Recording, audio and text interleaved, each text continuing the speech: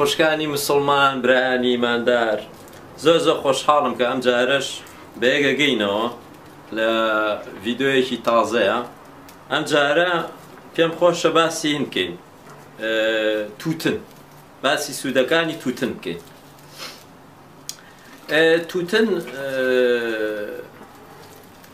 تووتن سوودی چییە؟ سەن سوودی ئەوەی هەیە کە ئەیکەی بە جگەرە ئەیترەی کێشی، بەڵام خۆی جگەرەکە سوودی هەیە. خۆی ئەوەی کە سوودی هەیە تووتنەکە نییە، جگەرەکەیە. بۆ نمونە ئەسان چتە شاییەکەوە چتە شوێنێکەوە نازانین چی بکەیت، نازانین چۆن بوەستی، نازانی لە پێشا کەس ناناسی یا کەس نایە بەلاتەوەمانە، ئیتر جگەرەیە دەرێنی ئەمانە جاران جگەرەکە هین بوو. ئێستا لە ئەوروپا لە هەموو شوێنە جگەرە هین کراوە،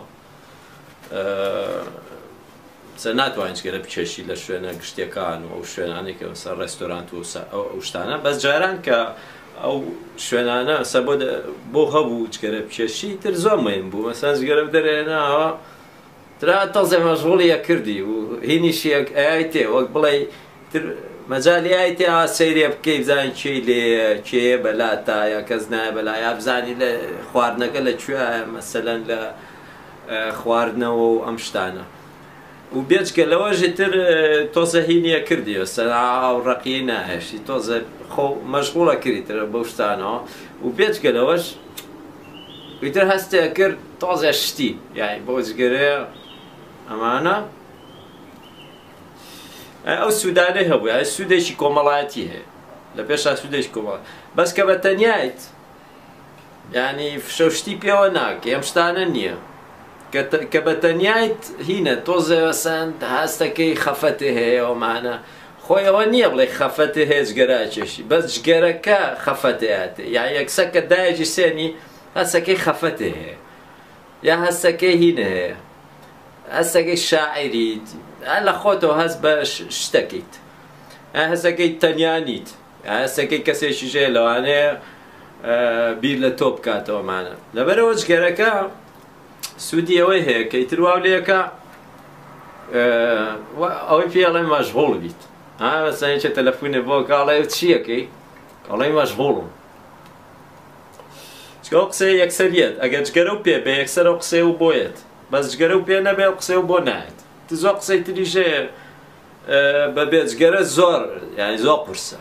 ئێستا تۆ خۆت هەستان کردووە سیاسیەک کە جگەرە ناکێشێ قسەی نەوایشی ترە، هینە مەسەلەن ناوە شەرمنە، یا مەسەلەن ئێستا زۆر سیاسی هەیە لای خۆمان ئەوانەی کە جگەرە کێش هەستەکە یعنی ئەزانێ قسە بکات، چکە جگەرەی زۆر کێشاوە لەگەڵ خواردنەوە یان نازانم چی ئەم شتانە، ئیتر هینێکی هەیە، ئەتەکێتی هەیە بۆ قسەکردنەوەمانە.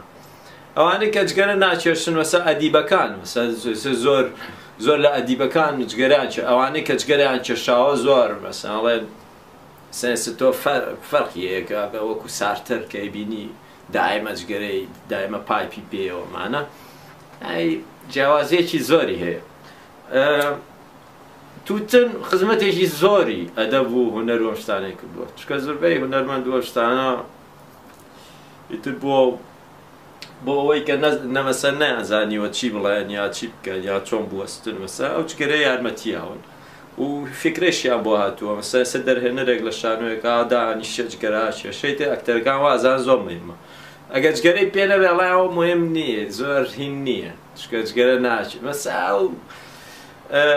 ئەوانە هەیە، ئەوە بۆ سیاسی بۆ هونەرمەند وایە بۆ نووسەرەکان، یعنی زۆربیان ئەوانەی مەسەڵەن ئەگەر کەسێک بە سەرەتانی سیەکان ومانە زۆر مهمە، ئەڵێن ئەمە دیارە ئەدیبێکی زۆر گەورە بووە ژنا بە سەرەتانی سیەکان نامێت. ترم شتانە هەیە. سوودەکانی سوودی تری چییە؟ مەسەلەن دەنگی گڕەکە ترە و دەنگڕێت تۆزە شەخسیەت تێهاتێ، سان کەسێک شخصێتی نییە و ئەوانە چارەسەری بەزەوە جگەرە بچێشە تۆ دەنگی هین بێ. ئێمە سەرۆکی حیزبێکمان هەبوو دەنگی ناکراوە، پێیاوت کاکە جگەرە بچێش، چکە ناکرێەوە تۆ هینێ نییە بەڕاستی.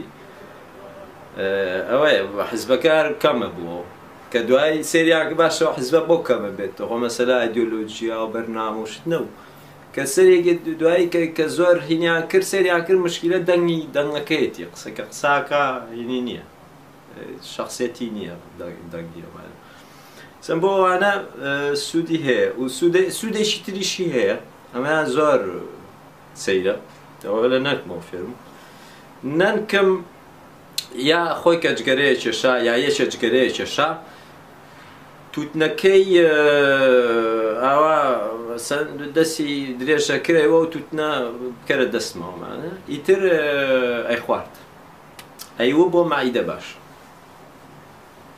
ئەیتر نازانم ئەوە ڕاستە ڕاز نییە زان کە مایدەیە شاجگەرەیەکی ئەیوە چۆ جگەرێک بۆ بێنە لەو کاتە هینە جگەرە بە هی نەفرۆشرا بە دانەدانا فرۆشرامانە ئیتر توانین جگەرێکی وەر بۆ بکڕیتەوە خۆشە مەسەلە لەولاو جگەرەیەکە بۆ خۆ دەکڕێ